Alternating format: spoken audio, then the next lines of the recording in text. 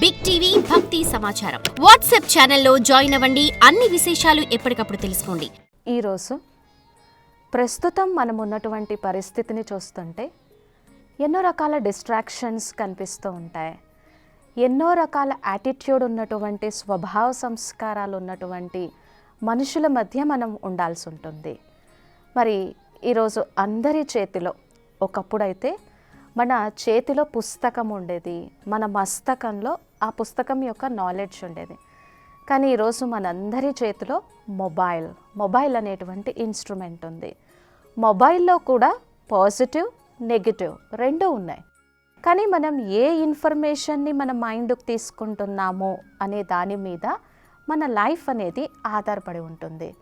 మరి ఈరోజు మనం చూస్తున్నాం కదా, ఎక్కువ మంది అర్ధరాత్రి నిద్ర లేచినా కానీ మొబైల్లో, వాట్సాప్లో ఏ మెసేజెస్ ఉన్నాయి, ఫేస్బుక్ ఎలా ఉంది, ఇన్స్టాగ్రామ్ ఎలా ఉంది, నేను ఇచ్చినటువంటి మెసేజ్కి రిప్లై ఇస్తున్నారా లేదా అనే దాంతో మనందరి యొక్క లైఫ్ స్టైల్ ముడిపడి ఉంది.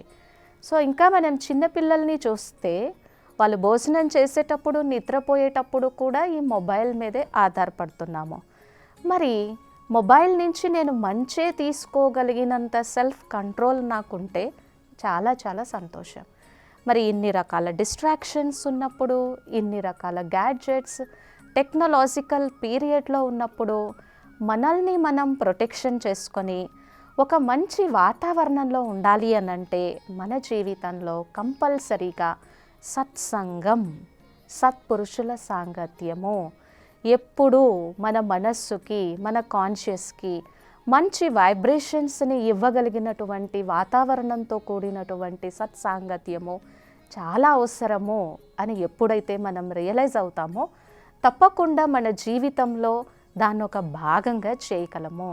దాన్నే గొప్ప ఆదిశంకరాచార్యులు ఎంత గొప్పగా వర్ణించారు అంటే, సత్సంగత్వే నిస్సంగత్వం, నిస్సంగత్వే నిర్మోహత్వం, నిర్మోహత్వే నిశ్చలతత్వం, నిశ్చలతత్వమే జీవన్ ముక్తి అని ఎంత చక్కటి శ్లోకం ఇది. సత్సంగత్వే నిస్సంగత్వం. మరి ఈ డిస్ట్రాక్షన్స్ నుంచి, నెగిటివ్ వైబ్రేషన్స్ నుంచి, నెగిటివిటీతో కూడినటువంటి వాతావరణం నుంచి, ఫియర్, యాంగ్జైటీ నుంచి మనల్ని మనం రక్షించుకోవడానికి, మన లైఫ్లో ఒక చక్కటి వాతావరణాన్ని అనుభూతి చెందడానికి ఆధారంతో ఉన్నటువంటిది సత్సంగం. ఆ సత్సంగంలోకి ఎప్పుడైతే మనం వెళ్తామో అక్కడ భగవంతుని యొక్క సుందరమైనటువంటి రూపాన్ని దర్శనం చేస్తూ, భగవంతుని ముఖారవిందం నుంచి వచ్చేటువంటి ఆ సర్వశ్రేష్టమైనటువంటి మహావాక్యాలని మనం మనస్సులో ఎప్పుడైతే వింటామో, చింతన చేస్తామో మన వైబ్రేషన్ మారిపోతుంది, మన ఫీలింగ్ మారిపోతుంది, మన ఆలోచన విధానం మారిపోతుంది. మనం అందరి మధ్యలో ఉన్నప్పటికీ కూడా నెగిటివ్ వైబ్రేషన్ని తీసుకోకుండా మనదైనటువంటి పాజిటివిటీలో ఉండడానికి చాలా రకాలుగా అవకాశము, పాసిబిలిటీస్ ఉంటాయి.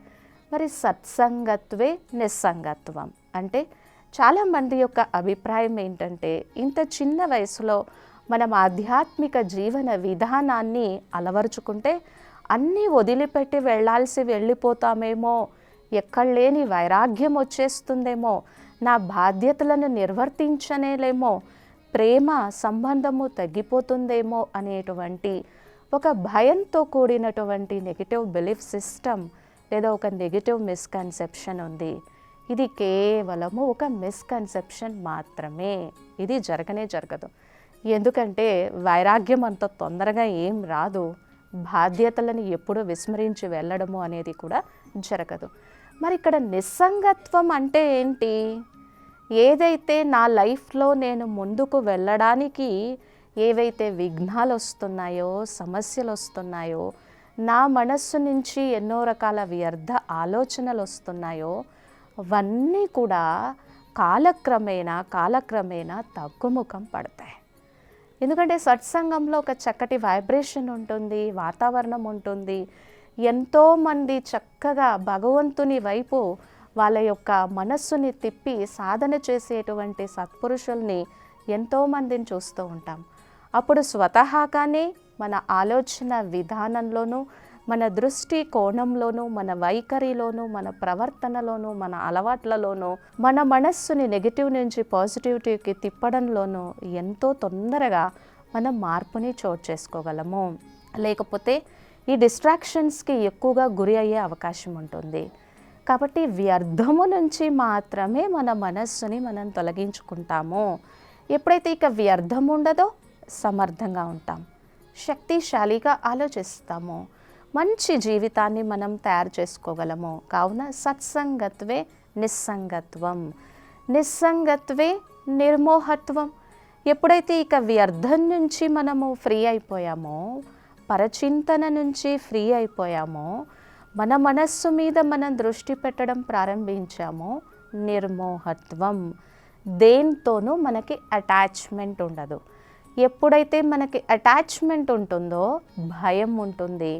ఎప్పుడైతే మనకి అటాచ్మెంట్ ఉంటుందో ఇది లేకపోతే నేను లేను, వీళ్ళు లేకపోతే నేను లేను, ఇది లేకపోతే నా జీవితంలో లోటు, అభద్రతా భావము, దుఃఖము ఎప్పుడూ ఇలాగే ఉంటాయి అనేటువంటి ఫీలింగ్ ఉంటుందన్నమాట. కాబట్టి అటాచ్మెంట్ ఉండద్దు. ఇక్కడ కావాల్సింది అటాచ్మెంట్ అంటే మోహము.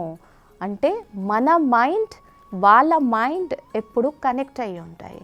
సో వాళ్ళు బాధలో ఉంటే ఇక నేను కూడా బాధపడుతూ ఉంటాను, వాళ్ళు అప్సెట్ అయితే నేను కూడా అప్సెట్ అవుతాను, వాళ్ళు హ్యాపీగా ఉంటే నేను హ్యాపీగా ఉంటాను. మొత్తం నా మనసు యొక్క రిమోట్ కంట్రోల్ అంతా కూడా వాళ్ళ చేతిలో ఉంటుంది. ఇది మరి మనకి నష్టం కదా. నేను ఎలా ఆలోచించుకోవాలో, నేను ఎలా ఉండాలో అలాగే ఉండాలి. కాబట్టి సంబంధాలలో కావాల్సింది మోహం కాదు, ఆత్మికమైనటువంటి ప్రేమ. వాళ్ళని హృదయపూర్వకంగా మీరు ఎప్పుడు ముందుకు వెళ్తూ ఉండాలి అని ఆశీర్వదించగలిగినటువంటి స్వచ్ఛమైనటువంటి పవిత్రమైనటువంటి ప్రేమ కావాలి, మోహం కాదు. కాబట్టి నిస్సంగత్వే నిర్మోహత్వం. ఎప్పుడైతే ఈ మోహము తొలగిపోతుందో, కోపము తొలగిపోతుందో, ఆవేశము తొలగిపోతుందో, నేను ఎందుకు ఇలా ప్రవర్తిస్తున్నాను ఆ ప్రవర్తనకి కారణమైనటువంటి కంఫర్ట్ జోన్ ఎప్పుడైతే మనం తీసేస్తామో నిశ్చలతత్వం, మనసంతా నిశ్చలంగా పీస్ఫుల్గా ఉంటుంది. అందుకనే మనస్సుని సాగరంతో పోల్చారు. సముద్రం దగ్గరకు వెళ్తే ఎన్నో అలలు కనిపిస్తూ ఉంటాయి, కానీ దాని లోతుని పరిశీలిస్తే ఎంతో ప్రశాంతంగా ఉంటుంది. కాబట్టి ఎప్పుడైతే వీటిని అన్నింటినీ తొలగించుకుంటామో అప్పుడు నిశ్చలతత్వం. నిశ్చలతత్వే జీవన్ముక్తి. ఇక్కడ చాలామంది ముక్తి అనుకుంటే ఇంకేదో ఆలోచిస్తూ ఉంటారు. ఫస్ట్ ఇక్కడ ముక్తి అంటే ఈ లైఫ్లోనే ఉంటాం, అందరి మధ్య ఉంటాము, కానీ దుఃఖం నుంచి ముక్తి, అశాంతి నుంచి ముక్తి, బాధ నుంచి ముక్తి, చింత నుంచి ముక్తి, మన జీవితంలో మనకి అడుగడుగున అడ్డుపడుతున్నటువంటి విఘ్నాలని, సమస్యలని క్రియేట్ చేస్తున్నటువంటి నెగిటివ్ మైండ్ సెట్ నుంచి ముక్తి, డిస్ట్రాక్షన్స్ నుంచి ముక్తి, పరధ్యానం నుంచి ముక్తి. భగవంతుని ముందు, పరమాత్మ ముందు కూర్చున్నప్పుడు సహజంగా ఆయనతో మనస్సును ఏకాగ్రం చేయగలిగినటువంటి అన్ని రకాల దుర్వ్యసనాల నుంచి ముక్తి. కాబట్టి లైఫ్లోనే ఉంటాము. ఈ నెగటివ్ ఎప్పుడైతే వెళ్ళిపోతుందో అప్పుడు మనం ఎంత సంతోషంగా, ఆనందంగా ఉండగలం. ఎందుకంటే సైన్స్ అండ్ సైకాలజీ కూడా ఏం చెప్తుంది అంటే diseases are the expressions of the negative thoughts, diseases are the expressions of the negative attitude, diseases are the expressions of the negative choices and negative interpretations.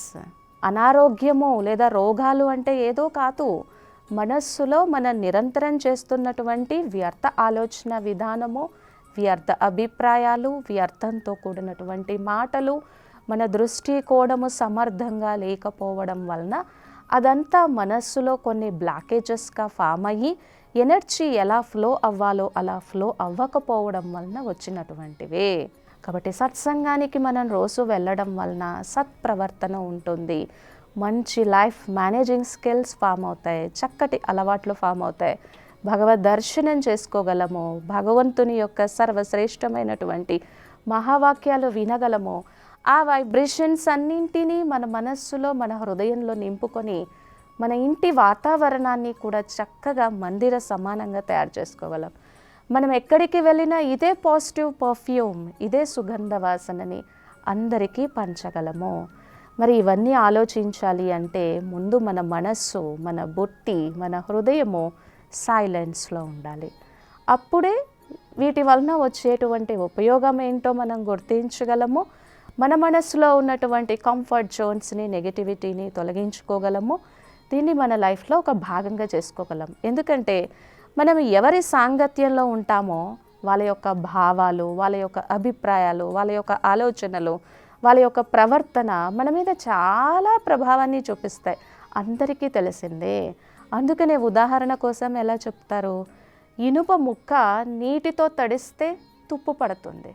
అదే ఇనుప ముక్క అగ్నిలో కాలితే ఎంతో ఉపయోగపడుతుంది. దాని జీవితాన్ని అది సార్థకం చేసుకుంటుంది. మరి నాలో తొందరగా పరివర్తన రావాలి అంటే సత్సాంగత్యం, సత్పురుషుల సాంగత్యము, సచ్చిత్ ఆనంద స్వరూపము, సత్యం శివం సుందరము, సంపూర్ణ పరం పవిత్రతా సాగరుడైనటువంటి ఈశ్వరుని యొక్క వైబ్రేషన్స్తో, ఈశ్వరుని యొక్క పవర్తో మన మనస్సుని హీలింగ్ చేసుకోగలిగితే ఇక మన జీవితంలో అంత వండర్, అన్ని మిరాకిల్స్, అన్ని అవకాశాలే ఉంటాయి.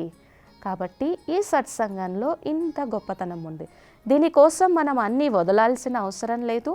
23 గంటలు మన కోసం ఉపయోగించుకున్న 1 గంట మన మనస్సుని, మన బుద్ధిని ఛార్జింగ్ చేసుకోగలిగితే 23 గంటలు ఎలాంటి వ్యర్థ ఆలోచనలు, అలజడి లేకుండా చక్కటి ఆలోచన విధానంతో ముందుకు వెళ్ళడానికి చాలా అవకాశం ఉంటుంది. For more videos like this, subscribe Big TV channel.